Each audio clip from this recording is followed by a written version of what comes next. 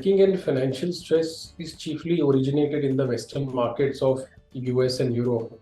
For sure, it will lead to some slowdown in global growth with credit tightening to risky assets and startups. So banks will be more resistant now to lend money, adding more scrutiny to the creditworthiness of borrowers. That means fewer mortgages and less money flowing to the business in US, which could slow the global economy and potentially lead to a mild kind of a recession. On the positive side, it may also drive inflationary pressures. However, we are not living in an era where regulators can afford to prolong banking crisis and are quick to act, even if it means working on a weekend.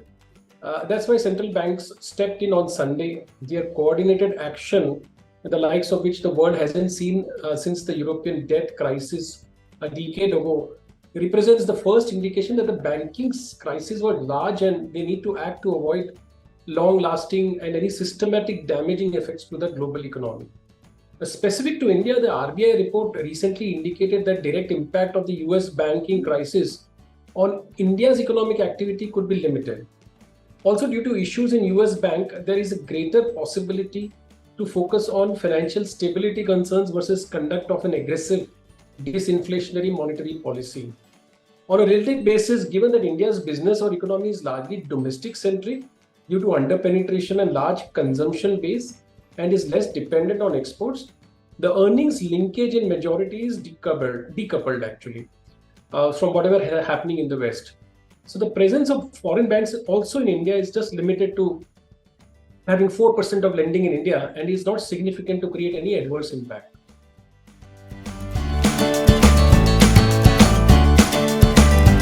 Currently, a lot of macro negatives like high inflation and consequent high interest rates are largely getting discounted in the markets.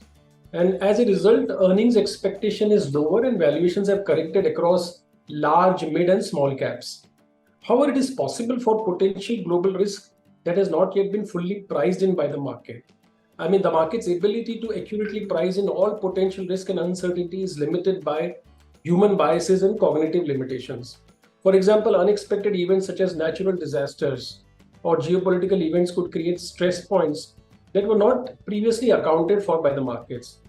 Additionally, systematic risks such as excessive leverage or interconnectedness of financial institutions in the current banking crisis across the Western markets of Europe or US could be hidden, stress points or black swan events that may not be immediately apparent to market participants. So any further escalation of geopolitical tensions that can disrupt supply chain or trade imbalances are difficult to predict by the markets and may not be discounted. And that could be a potential risk to global markets. So ultimately, the market's ability to price in all potential risk and uncertainty is limited and subject to error. But it is also worth noting that even if there are such potential and probable global risks, just to answer your question in specific, they may not necessarily result in a significant market downturn or crisis. The markets have shown resilience and the ability to recover from periods of volatility and uncertainty in the past.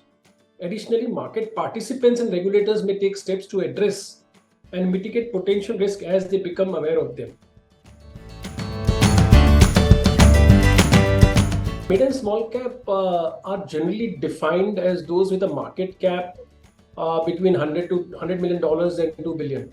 I mean, these companies can offer investors the potential for higher growth and returns compared to large, more established companies, but can also have higher degree of volatility.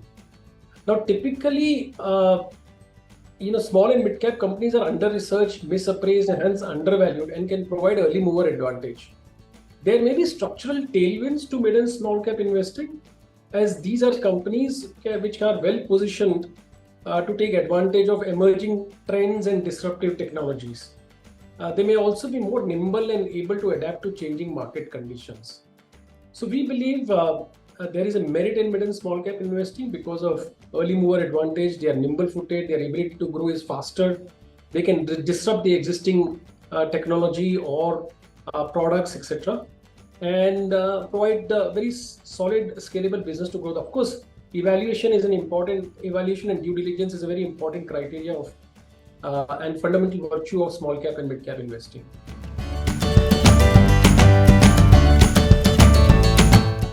at this point of time. I think areas of opportunities include in many businesses and sectors. So number one, maybe say technology. I mean, small and mid-cap technology companies may have the potential to offer innovative solutions and products in areas such as cloud computing, artificial intelligence, and cyber security. Second area of opportunity could be in the healthcare and specialty chemical space. I mean, the healthcare is another area where mid and small cap companies may be able to offer innovative products and solutions in areas such as biotechnology and medical devices. Similarly, specialty chemicals companies in the areas of flavors, fragrance, niche APIs, and molecules that are supplied to large companies can be high quality businesses and offer opportunity that can lead to compounding of returns. The other area can be consumer discretionary. I mean, the sector includes companies that produce non-essential goods and services such as retail, entertainment, leisure.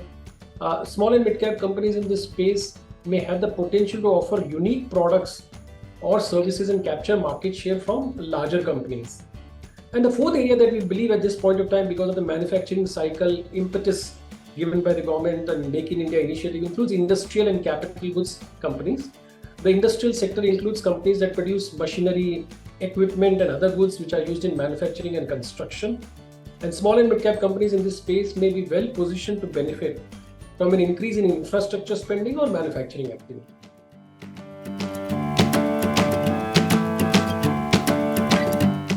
The fund managers are responsible for making investment decisions and managing portfolios of assets on behalf of investors. I mean, to be successful in this role, we as fund managers need to have a range of skills and qualities, including like knowledge or ability to understand the business nature and right valuations, to participate in the journey of company's life cycle and offer superior long-term returns to our investors. We need to analyze financial data, evaluate investment opportunities based on the merit of business, management's capability, along with assessing valuations to make informed investment decisions based on this analysis. There is a requirement of disciplined approach and not get carried away by market euphoria and panics. So I consider myself lucky to have a strong detachment approach to investing rather than succumb to pressures and emotions of the market. The third is, of course, you also need to be flexible and have the ability to adapt to changing business and economic conditions and new data points to alter the portfolio. So fund managers need to be able to adjust their investment strategies in order to take advantage of, say, new opportunities or mitigate risks. And of course, what is also required is a strong track record of performance and experience to have an important role to play in this business of investing.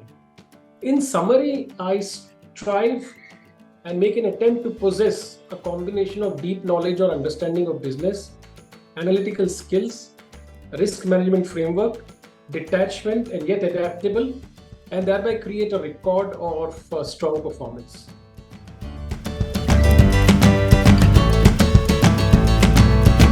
Question, investing in mid and small cap stocks can offer higher returns than large caps, but it also comes with higher risks.